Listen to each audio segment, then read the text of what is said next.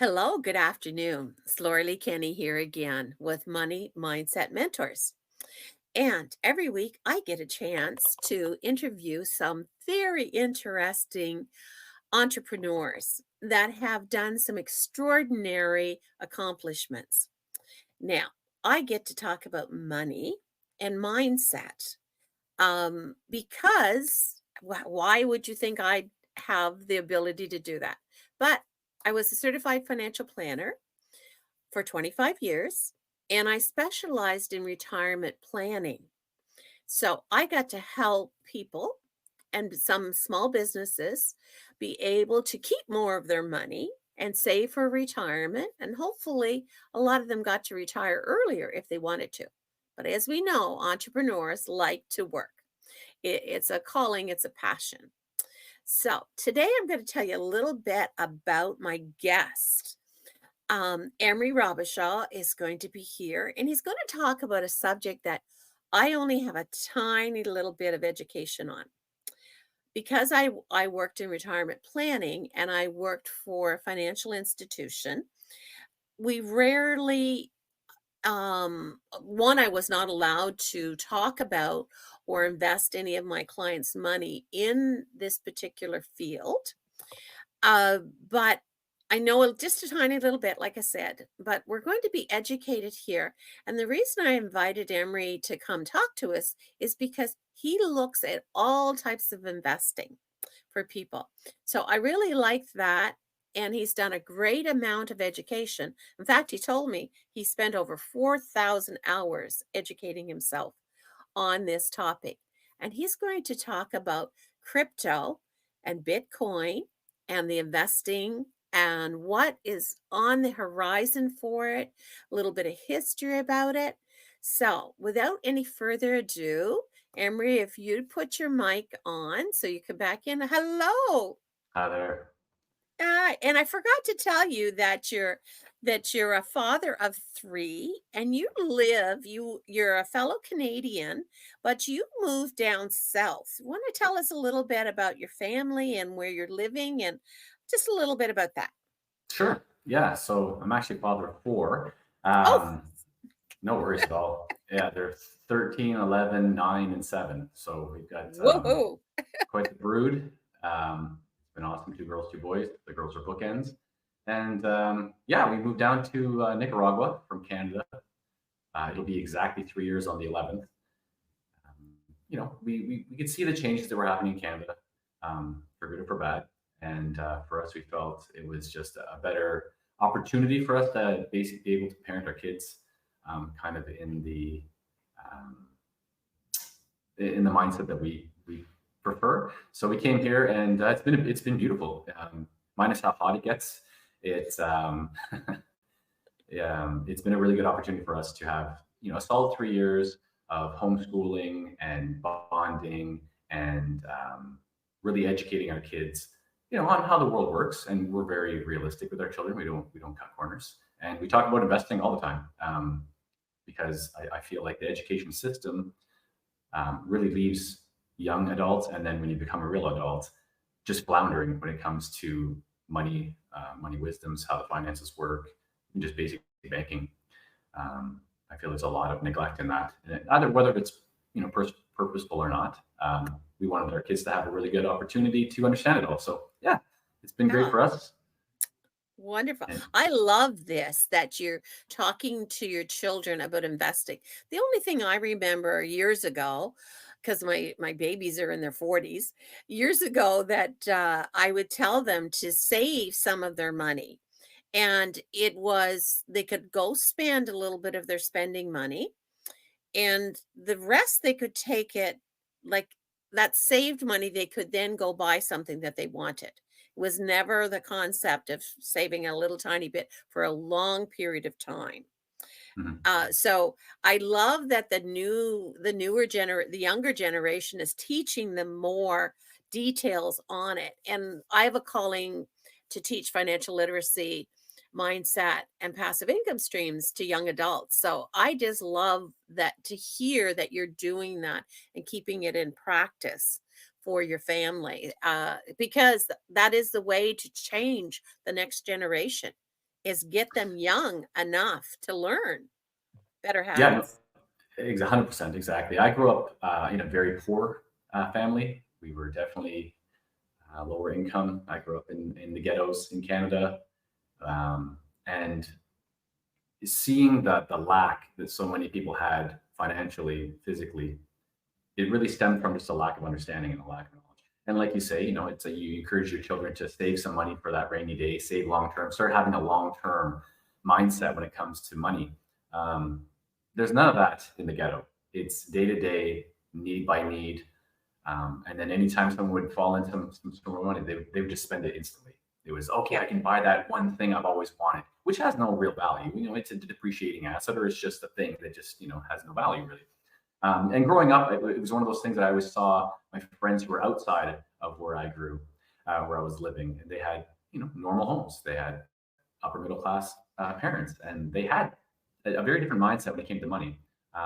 So I took a lot from that. It's like Robert Kiyosaki talks about his rich dad poor dad mindset, right? Mhm. Growing up, I could definitely see that there was a much better life available if I just changed a few patterns, right? So obviously, I didn't just jump into it when I was a teenager or a little kid or anything. I was still living with my parents, but um, as the years have progressed and I started to work myself, and especially when you have children, you really have to change your mindset on things, right? So with us, it came down to our children would ask for $5 to go buy something silly, Mhm. and we would just say, we can give you $5 right now, no problem. You can buy that silly thing, or we can invest it, and we'll watch the investment. And then when you pick a number that you think it's worth more, and they obviously don't know what investing means, so then we have to Mhm. simplify it and explain what investing meant.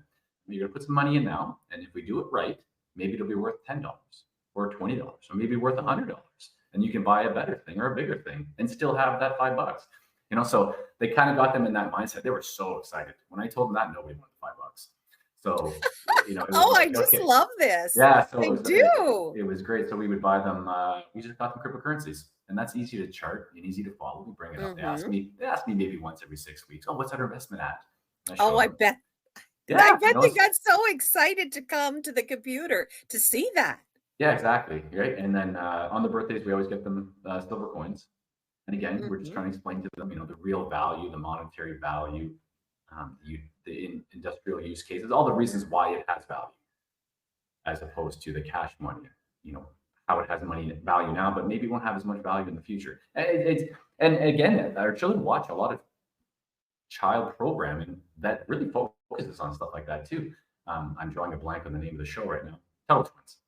They talk Pardon about me? inflation. It's called the Tuttle Twins, Oh, I don't know and them. yeah, it's a little cartoon for children probably under the age of 12. And they talk about inflation, and they talk about stagflation, and they talk about economics in a really child friendly way that kids can Yes. understand. So they really get it from all angles, which is great. So Oh, that's really, really, uplifting for me to hear that. It really is. So let's talk a little bit because of you now, because of all the education that you have done, you've put together a training program, course per se. Let's get you to talk a little bit about that. You, as I had said, you told me you spent 4,000 hours. Now, that's yeah. quite the dedication. Was that over a 2-year period or? Yeah, so basically for me, I am completely technology like illiterate. I don't like cell phones. I don't like I have my cell phone's an iPhone 6. Like I just don't want to have a lot of technology around me, Mhm. which is funny that I'm now kind of an expert in cryptocurrency. But so what had happened is when 2020 happened, and I'd been preparing mentally for that type of event, something along those lines. It was going to change how the world moved going forward. That gave me an opportunity to invest my time and my research into cryptocurrency. So basically, the reason I got 4,000 hours in, it was basically out of fear. A lot of people get into safe haven assets like gold, silver, bonds. It's out of a fear mindset. So if you either believe that inflation is going to start taking over, or maybe you have a libertarian mindset and you think that you're going to try and get around government seizures or taxation or whatever happens to be the case. Cryptocurrency was one of those avenues that I knew nothing about, And I saw an opportunity to educate myself as a way to kind of get out of the banking system. So in 2020, we had sold our business early. We were in the midst of selling our home because we were going to be moving to Costa Rica. So I had nothing but time in my hands and cash in the bank. So I would spend 8 hours a day, every day, for 6 weeks, educating myself on anything I get my hands on that was crypto related.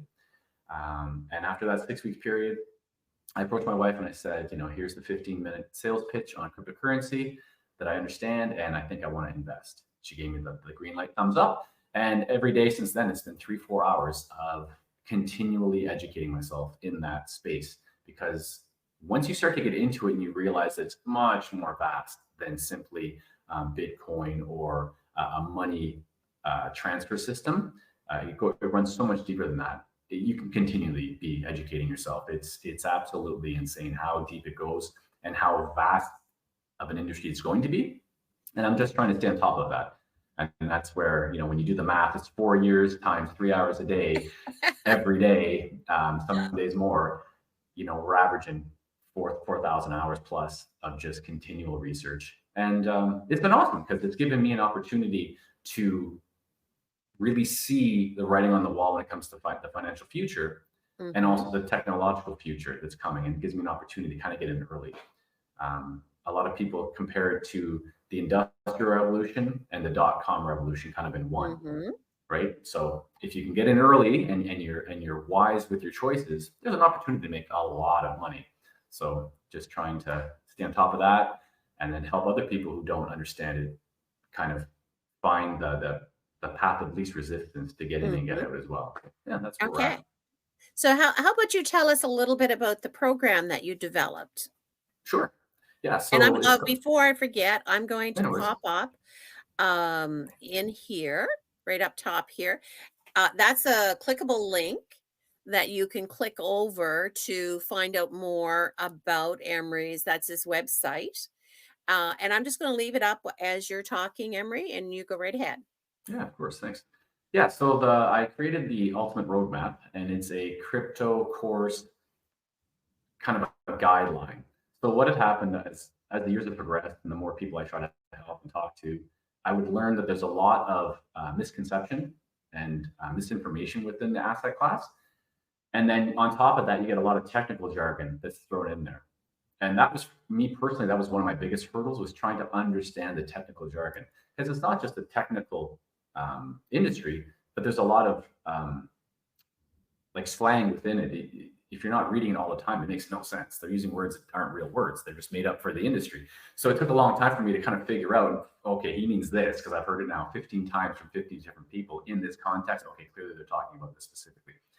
So talking with people, there was a few things. It was people were not understanding the technology, Hmm.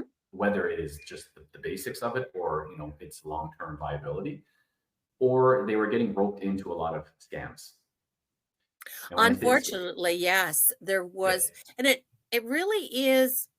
Every industry has people that are out there to scam them. It's not just on the internet, but it's more predominant on the internet.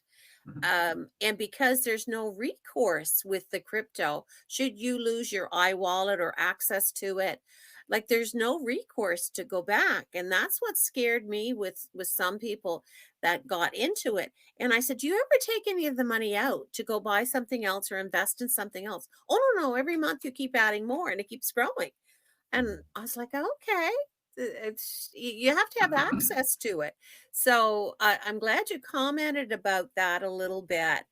Oh And yeah. when you're saying people not understanding the terminology, it's the same for me when I talked about investments with some of my clients. Every year we would go through some of the same things because I came in and with people that didn't have a lot of education, and it was pension money. And they didn't understand the difference sometimes between an RRSP or an open investment.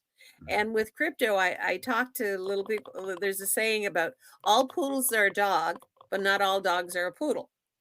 Exactly. So I understand the difference in the technology that they're using new words or new names. that confuse people. And sometimes I find that they do purposely like to confuse people. So I love it that there's some people out there like yourself wanting to give some basic information first before people get involved with it.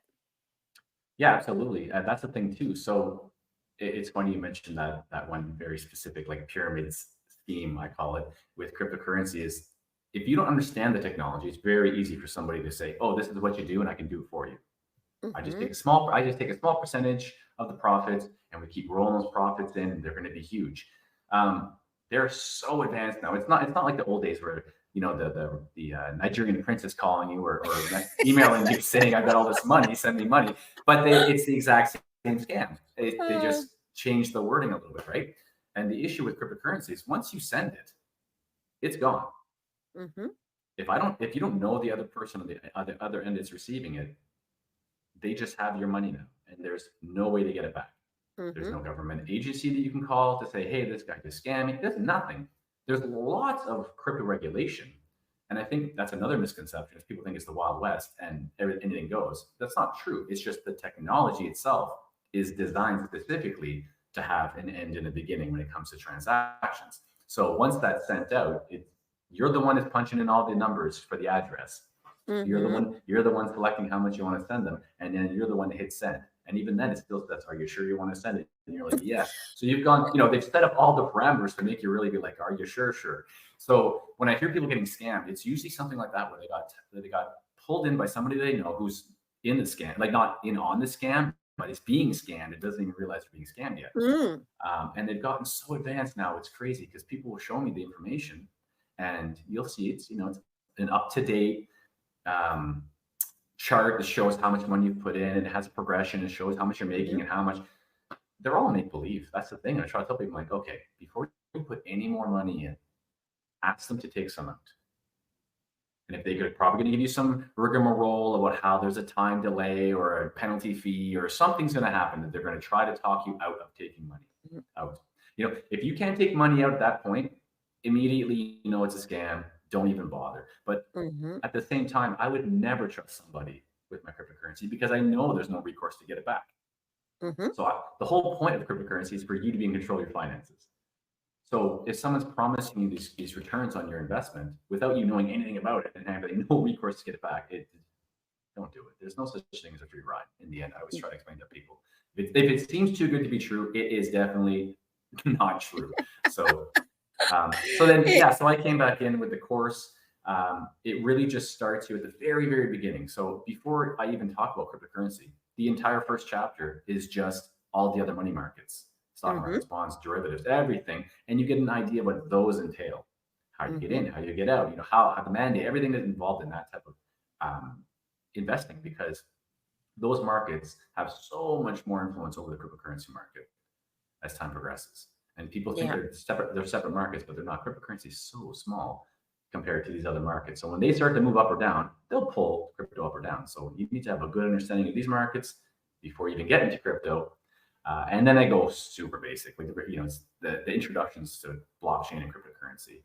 And then from there, we slowly build up your information base till the very end, where I have at the end of this course, it's a 9-week course. At the end of the course, um, you're looking at other jurisdictions that you can invest in to maximize your returns that you made. mhm, It's a nothing, and you're over here till you've made lots of money now, and you're investing it wisely to have passive incomes and best taxation options and all these kinds of things. So it's a real start to finish course, but laid out in the simplest of terminology. mhm, I have it broken down that anybody can understand it because again, I'm not technically savvy. So for me to understand it, I've spent a lot of time really breaking things down in my mind. mhm. My gift, I guess, is that I'm able to kind of take in a lot of information from a lot of sources and then find that common ground across all of them and be like, here's the information in digestible, bite-sized portions. So yeah, I'm super excited about the course. Yeah. Um, Now, how many weeks is it, I know some of it's probably evergreen that they can go in and rewatch, but do mhm. you have some live classes involved in it Yeah, so that they exactly. can come talk to you? Yep. So the course, originally I was going to launch it as just an evergreen. Here's the PDF. You just Mm. download it, and it's kind of like it would have been book format how I had it laid out. It's massive. It's over 70 pages. It's huge. Because there's so much stuff. Like I covered charting techniques and all the the histories behind it. It's a lot of information. So my wife looked at it and she's like, "That's a lot of information to throw at somebody. Why don't you run it like a course live?" Mhm. That's what I decided to do. I broke it because it's 9 chapters. I broke it into 9 segments. So once a week, there's an hour-long live call where it's me and all the students. I do an instruction for an hour, and then it's an hour post of question and answer for that chapter. Then we meet again the next week for an hour of instruction on the next chapter, hour question and answer. So we do that for 9 weeks. And then during that 9 weeks, we have, there's interactive. If you have questions outside of that, you just Mm. email me. There's email support for the 9 weeks. But yeah, it's broken down to be 9 weeks so that you can at least read a little bit and then kind Yep. of formulate some questions. Because if I'm just running it for an hour, some of the chapters are quite large. I can't cover everything verbatim. So it's going to have to be point forms, and here's the really important pieces. And other Mhm. ones are not quite so in depth and not quite so technical, so we can really take our time to get through them, right? So if people at least have a copy of it, they can scan through it ahead of time and say, "Ooh, I really want to ask this question. I need more clarity on this." Right. We have it set up that way, and then after it's done, yeah, it'll be ready available for download as well. Yeah. I love the fact that you're doing a group coaching with people because it gives people accountability, and they'll more apt to finish the course and follow through with it, because it's a shame, like it's something like 97% of the courses are never finished. I apologize. When the evergreen courses, when they're left on their own, it's such a shame. Like, people are crying for education, but Mhm. yet we don't have the accountability to be able to follow through, because we all have busy lives, and most people taking these courses have full-time jobs, and at least half of them have a family that they're, need to spend some time with and want to spend some time with, plus your own social life. So you really have to be focused. And my, for me, I tend to do too many at one time. Mhm. That's something I need to change. I love learning new stuff, and I love to be able to share that information with people. But I really commend you for doing your course that way. I love hearing that. But what I like about it too is because you don't know what you don't know. So when you're doing a live one with a lot of people in the audience or within the program with you, they might ask questions you never even thought to ask. You're like, "Oh my goodness, I never even have thought of that." And then it's Hmm. just so much more. You just get so much more out of it in the end because it is live. People are asking live questions. People can send their questions in early if they're too shy to speak on camera, whatever, all that stuff. That's all sorted out. But it just gives you an opportunity to learn things that you would have never even known that you didn't know. Oh, And absolutely. yeah. That's why for me, I love this. Well, I do a small group because I'm new. Well, before, because it was financial education and investments, they were always like one on one or a Mhm. couple with me. Nobody else would be in the room as a rule. But to do an online program, mine is going to be, it's going to start off as small group participation. But at first, I know when I participated in some other people's, I love the smaller group atmosphere, because just exactly what you had said, someone will come up with a question that never entered your mind. Mhm. Yeah, and that's the thing, and it's also nice to know you're in a space with other people that are kind of at the same knowledge level as you. Maybe some are a little more advanced or a little behind, but you're kind of in a safe space of just Mm, everyone's there to learn the same thing because everyone feels like they don't know enough. mm, And like for myself, it's these types of interviews and this type of thing is very new to me. I'm usually a very shy person, kind of an introvert. So it also forces me, and like whenever I do any courses or back when we owned a gym, we'd have to go do updates for different educational purposes, and there were always big class settings, 50, 60, 100 people in the space.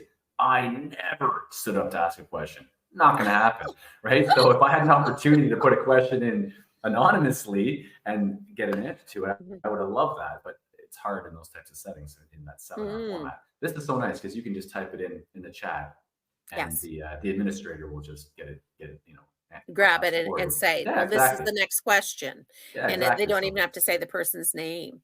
It's Yes. true. So not everybody is at that level. I they used to call me the question girl because um thankfully I don't have a problem to ask a question. Even if as I remember sometimes at investment meetings, I'd say, okay, I don't know if this is initiation for me, but I don't understand this. Like somebody passed out magazines and they were doing a highlight on different financial planners. And I looked at it and it said the naked investor or the naked advisor. And I went, seriously? Am I the only one that got this magazine called The Naked Advisor? Well, the person that passed it out wasn't even paying attention. Now he was doing the meeting.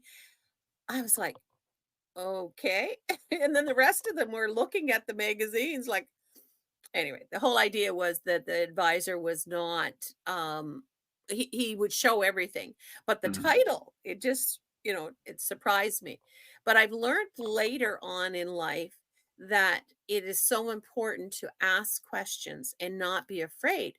But in the school system, you were ridiculed if you asked a question and people started to laugh and some people would get embarrassed. It was Mhm. like, oh, they made fun of me. Oh my goodness. But it's wonderful. I see some and I wish I had have known this at the time when my kids were young. And I say it to my grandchildren who are already young teenagers. You know, just ask. Mhm. Ask your question. What is the new thing that you asked about and you didn't have the right idea about? Like get them out of the concept that asking a question and not knowing where the answer was going to come from if it was just a simple answer, but yet they didn't Mhm. get the understanding in the first place. It really is a shame that children are so shy about asking questions. Maybe Yeah, not and your I just children because you're well, they're homeschooled. my oldest boy is a little bit timid, but um, the rest are very outgoing. But yeah, at the house, they'll basically ask anything. It's not a big deal.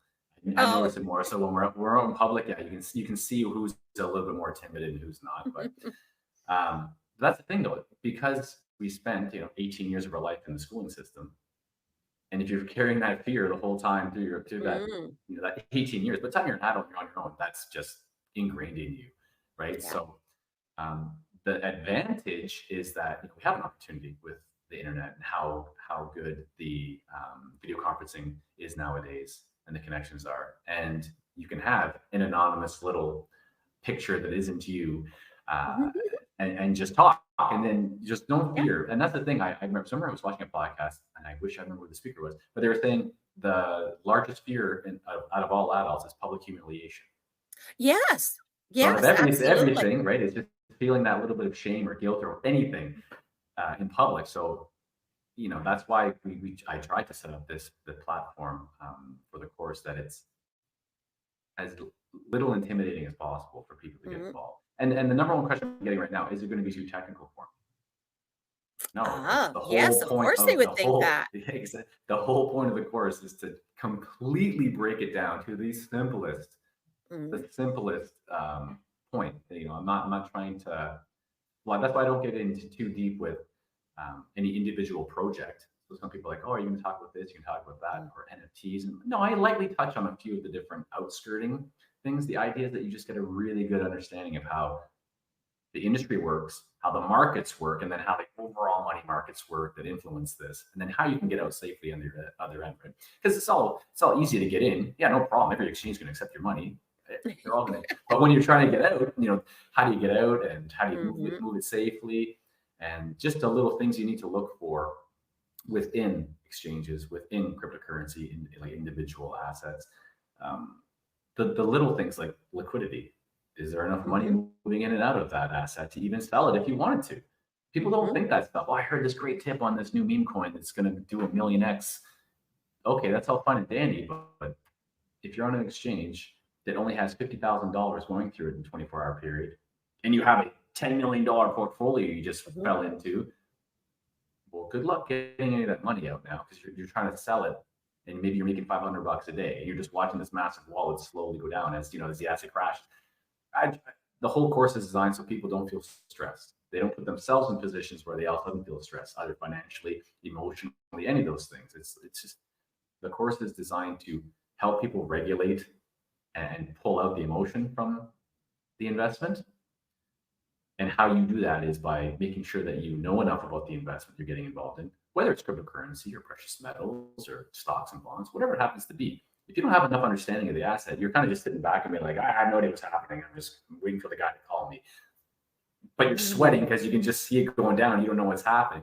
Which Mm. I try to eliminate all of those things, because for me, I never had an emotional attachment to my investments. Um, for me, it's always just been zeros and ones. And I knew the greater market cycles, and I paid attention to the asset class and where it's headed, and looking at different partnerships and Fortune 500 companies that are adopting it slowly, kind of in the, in the back channels, being a little bit quiet about it. But all of these little things. So from myself, when I'm sitting there looking at the investment, looking at the asset class, it's just up. You're going to Mm. zoom out. You're going to zoom out from it. It's going to be just up. But in the short terms, you're going to get those 20% dips and those 30% rises and that Mm. 50% drop. And then I don't let that stuff panic me. And I hope that the course will get people to realize, like, you just need to. To watch for that, yeah. I know Yeah. I came into the investment industry in the fall of 1998. Oh, okay. Yeah. And then when 9/11 happened, oh my soul. I learned, and I like to talk about numbers and say, Hmm. oh, we have a 5% gain on your assets or a 5% loss. Can you live with that? And you would just talk numbers. Hmm. Or percentages. I was taught to do percentages. I quickly changed after 9/11. Let me tell you, because the psychology of people's money, people look at a 10% loss as twice as big as a 10% gain. It's a psychological viewpoint Hmm. on their money. It would that was such an eye opening for me, and my husband and I, oh my goodness, and well, we had Y2K too, as far as things Yep. going on. We .com bubble decided, pop around then too. pardon me? You also had the .com bubble pop Yeah, around that was the 98, dot com 99. bubble. Yes, that's what Yeah. that was. And we Yeah. we waited to invest. I remember I said, "Can I practice? I need to do my presentation on borrowing to invest." And I talked to him about it, and he was like, "Nope, nope, don't want anything to do with it." I said, "Okay." We won't. So I did the presentations and I said, okay, so what do you think? It was just 20 minutes or so. And he says, well, why wouldn't they want to invest in that?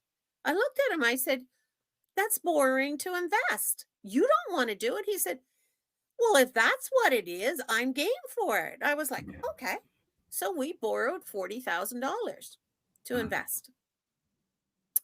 Well, March 11th came.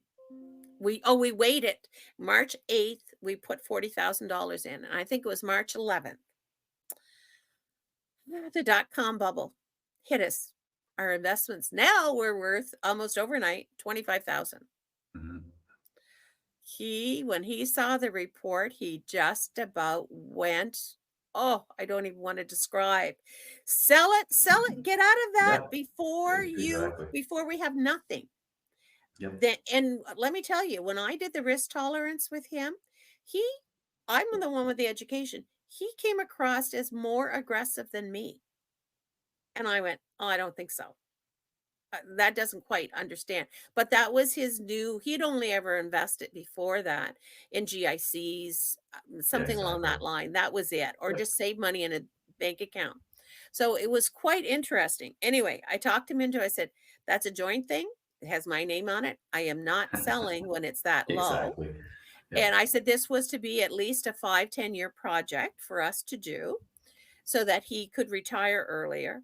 Anyway, we were fortunate that by a year's time, all the money was back. And then 2 or 3 years later, he said something, well, we're going to have to do something about that investment thing. And I said, like what, dear?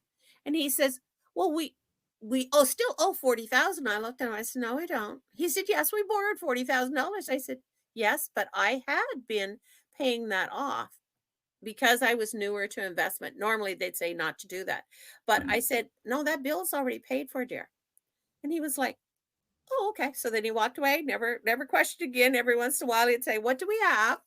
Yeah. Because I'd have to sit down once a year. He was my client and go through things. So I understand your psychology very much in many ways, and I high five you for wanting to educate people on other aspects. And if some people think, oh, well, just crypto is not safe, we had Bernie Madoffs in the world that did things. And I mean, they were high profile, corporate, you could see them, people go in and shake their hands. Yeah. So people need to learn to protect themselves. Mhm. Exactly. Something I hope to be able to do, the same idea as you, although for me, I don't have the background in crypto and Bitcoin. So you have the advantage on me on that end. Yeah, well, that's the thing too. Like you say, people look at investing as either a long-term safe haven or like it's a slot machine, right? So they're like, "Oh, quick, easy money. I got a good tip." It's like you can't look at investing like that because you're Mm, going to, if you look at the sentiment or you look at the overall performance of how retail, so you and me and the small people that invest, they almost always get burnt because they put a bet in on a hot tip. It drops 10, 15, maybe 20%. They freak out and then they sell at a loss and they're just like, oh, I'm never doing that again. yeah. And if they just held on and zoomed out and paid attention, they could have made 40% instead of losing 20%.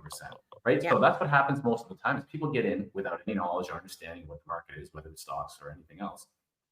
And as soon as it goes down or goes against their expectation, they panic and they sell. And that's one of my rules. I say it's like it's not a loss unless you sell at a loss, Hmm.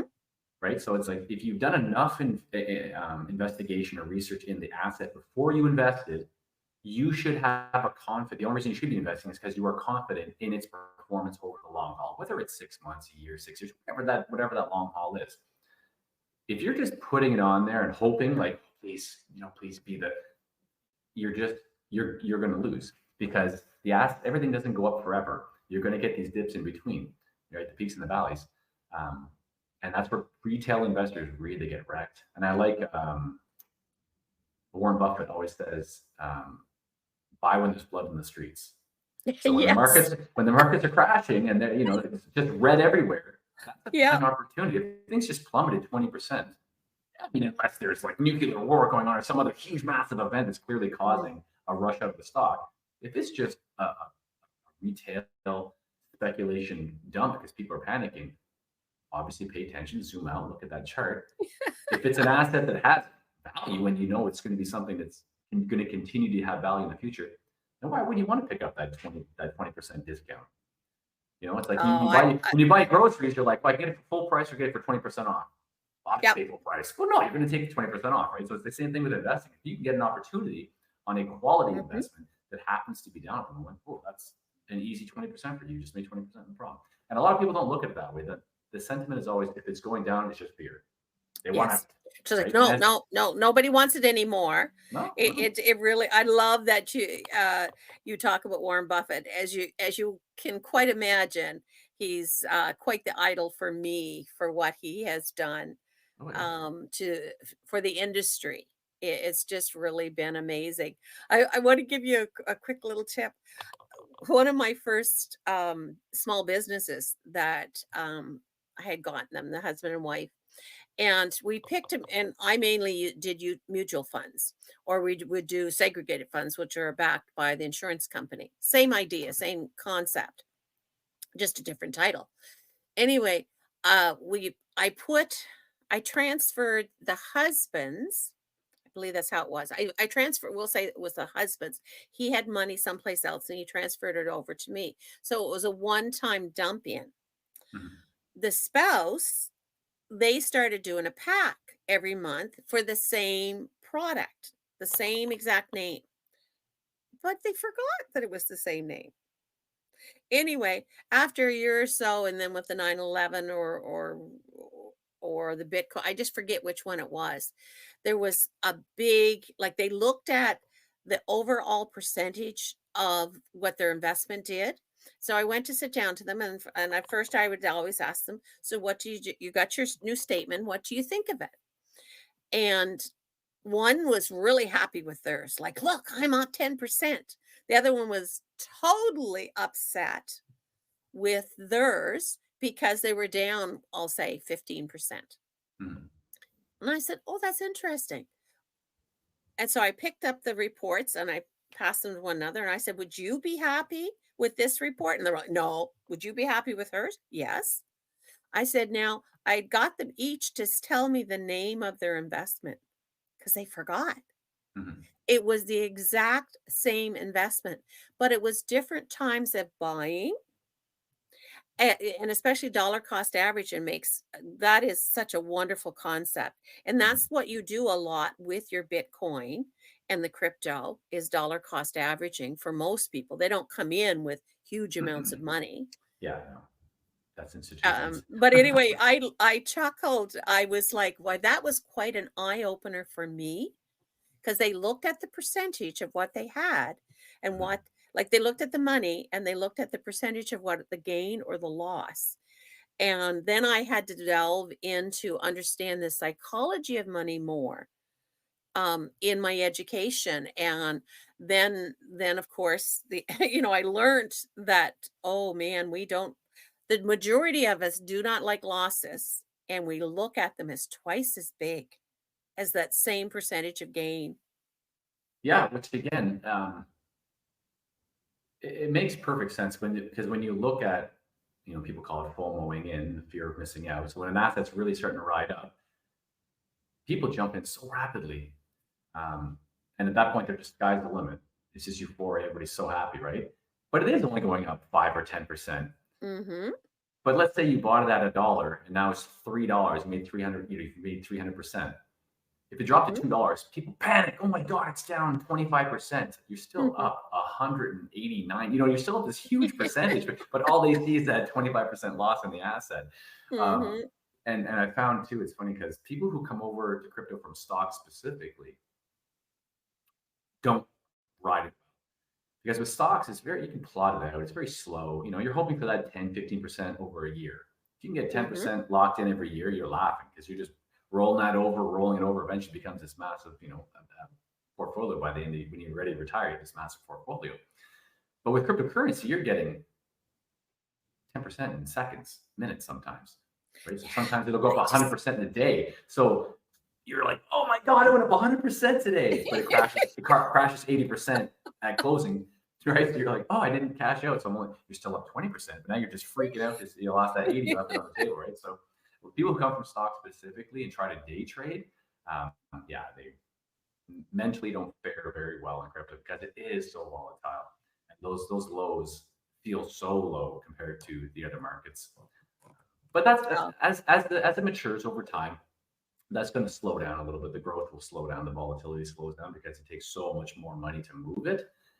You look at the stock markets, the whole market, I think in a day, the volume something like almost $2 trillion a day is traded, maybe even it's more. it's mind-boggling to me, even though I worked in numbers, but Mhm. it's such a change. Um, oh, wow, I've stayed much longer with you because I find this so interesting Oh because wow, it's yeah, a time couple of flew. things that you're doing. Because normally we do like half hour or so, and lots of times we have people chime in and ask questions. Um, because and you may get that. Like some people with watching the recording, they may reach out to you and say, "I'd like to know a little bit more." And please click on his link and go to his website. When are you starting your live course, Emery? It starts on May 21st.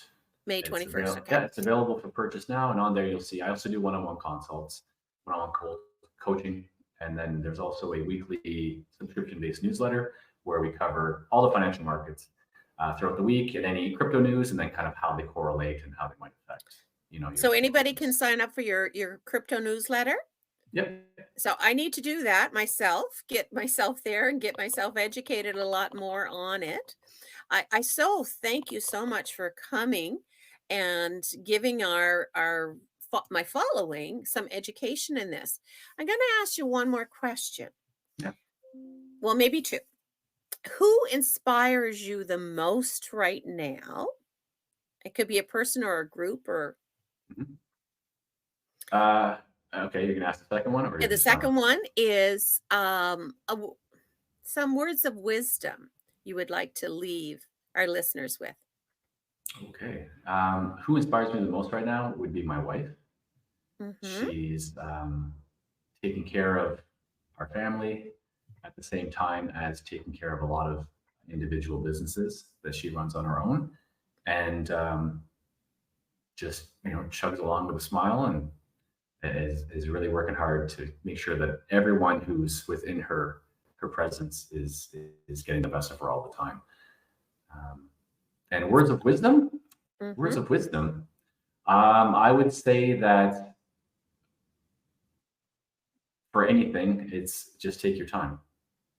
I feel like everyone's in a rush all of the time, and you need to just sit back, whether you're investing or you're on vacation. Really, just sit back and take in either the information or the surroundings, your surroundings, and just be present all the time. Mm. Oh, well, I thank you. Well, I've had the pleasure of being in a classroom setting with your wife, and she is not only beautiful, she just radiates a loving, generous heart. So I have to agree with you on that. I certainly understand your praise there. Here on the platform, Be Connected, we like to say don't just supersize your following, your groups, monetize it. I like to say, have a great day and a better tomorrow. And we thank you until next time. If you want to, click on my links when you're watching the recordings and connect with me if you would like to be a guest on my podcast, or if you'd like to learn more about my Destiny Key coaching or my connection with the Be Connected itself. Thank you. Have a great day.